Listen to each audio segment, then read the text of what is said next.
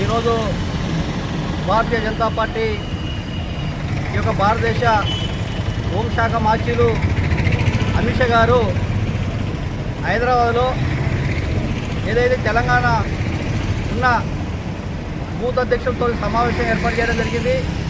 ఈ యొక్క సమావేశానికి భద్రాద్రి కొత్తగూడెం జిల్లా నుంచి పినపాక కాన్స్టిట్యూన్సీ నుంచి సుమారు ఒక 600 మందిని ఈ యొక్క సమావేశానికి బయలుదేరడం జరుగుతుంది.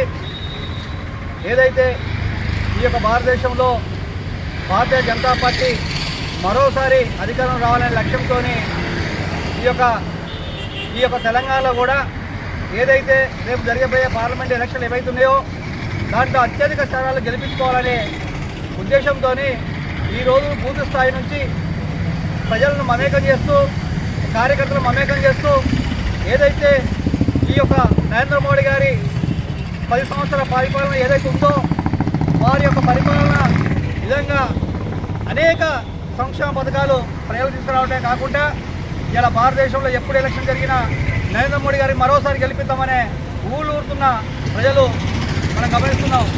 ఇలా టీఆర్ఎస్ చూసుకున్నట్టయితే టీఆర్ఎస్కు కేంద్రంలో ఏం లేదు, రాష్ట్రంలో ఏం లేదు, వారికి ఓటేసి కూడా వృధా అవుతుంది, వారికి ఓటేసినా కూడా వృధా అవుతుంది.